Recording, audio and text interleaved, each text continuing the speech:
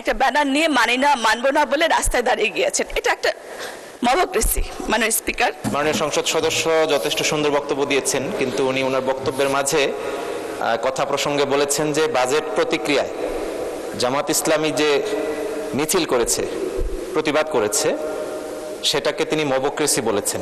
আমি এই শব্দটি এক্সপান্স করার জন্য আপনার মাধ্যমে অনুরোধ করছি। এটা এক্সপান্স করার মতো কোনো কিছুই না। ভঙ্গুর অর্থনীতি, মূল্যবোধহীন সমাজ সংস্কারে যে দুঃসাহসিক চ্যালেঞ্জ গ্রহণ করেছে, সেখানে বিএনপি বিরোধী শিবিরের চিন্তাবিদরাও এই বাজেটকে চিন্তাশীল বাজেট বলতে বাধ্য হয়েছে।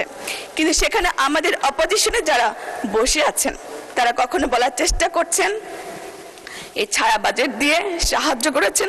আবার দেখা যায় তারাই বাজেট প্রকাশিত হওয়া অবস্থায় একটা ব্যানার নিয়ে মানি না, মানবো না বলে রাস্তায় দাঁড়িয়ে গিয়েছেন। এটা একটা মবক্রেসি। মাননীয় স্পিকার, কখনো বলছেন গরিবের মারার বাজেট, কখনো বলছেন বিনিয়োগের পরিবেশ নেই, আবার কখনো তারা গণতান্ত্রিক বাজেটের অনিয়ম লক্ষ্য করছেন।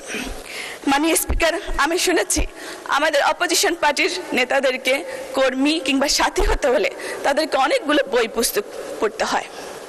কিন্তু মাননীয় স্পিকার, আমি দেখেছি তারা শুধু এই বই পুস্তক পড়ে জ্ঞানার্জন রাষ্ট্র কিংবা সমাজ সংস্কারের জন্য ব্যয় করছে না, তারা শুধু এই জ্ঞানকে বট বাহিনী নিয়ন্ত্রণে কাজে লাগাচ্ছেন। মাননীয় স্পিকার, আর সে কারণে অপোজিশনের একজন সংসদ সদস্যকে এখানে দাঁড়িয়ে আমি দেখতে পাই তিনি বক্তৃতা করেন যে তার বাবা 71 সালে শহীদ হয়েছেন। আমরা জানতে পারি পরবর্তীতে তিনি জন্মগ্রহণ করেছেন 81 সালে। মাননীয় স্পিকার, আমি বলতে চাই তিনারা যেন পরচর্চা না করে গঠনমূলক সমালোচনা করে, কারণ আমাদের প্রধানমন্ত্রী তারেক রহমান গঠনমূলক সমালোচনাকে অত্যন্ত গুরুত্বের সহকারে বিবেচনা করেন। মাননীয় স্পিকার, একটু আগে একজন সংসদ সদস্য, নারী সংসদ সদস্য অনেকগুলো কথা বলে গিয়েছেন, বলেছেন এখানে লোক সংস্কৃতি, আমাদের সুন্দরবনের ম্যানগ্রোভ এবং কর্মসংস্থান অনেক কিছু কথা বলে গিয়েছেন। তিনি এগুলো সংস্কারের কথা বলেছেন। তিনি হয়তো আমাদের অর্থমন্ত্রী যেদিন বাজেট প্রকাশ করেছিলেন সেদিন তুমি তার বক্তৃতা শুনেননি, এবং আমাদের যে বইটা আছে সেটাও তিনি পড়েননি। আমি অনুরোধ করব তিনাকে সেই বইটি পড়ার জন্য, তাহলে তিনি বুঝতে পারবেন আমাদের প্রধানমন্ত্রী এবং অর্থমন্ত্রী সহ আমাদের মন্ত্রী পরিষদের সদস্যরা বর্তমানে যে বাংলাদেশ নিয়ে চিন্তা করছেন, সেখানে তার প্ল্যানের সবকিছু বাস্তবায়িত হবে। ধন্যবাদ মাননীয় স্পিকার আমাকে সময় দেওয়ার জন্য।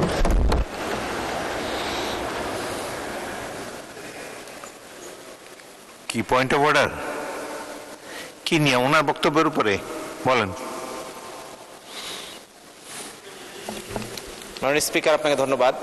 মাননীয় সংসদ সদস্য যথেষ্ট সুন্দর বক্তব্য দিয়েছেন, কিন্তু উনি ওনার বক্তব্যের মাঝে কথা প্রসঙ্গে বলেছেন যে বাজেট প্রতিক্রিয়ায় জামাত ইসলামী যে মিছিল করেছে, প্রতিবাদ করেছে, সেটাকে তিনি মবক্রেসি বলেছেন। আমি এই শব্দটি এক্সপান্স করার জন্য আপনার মাধ্যমে অনুরোধ করছি। মাননীয় সদস্য, এটা কোনো অশ্লীল শব্দ না। আপনার যখন বাজেটে বলার টার্ন আসবে তখন এটা ভালোভাবে জবাব দেবেন। এখন এটা এক্সপান্স করার মতো কোনো কিছুই না।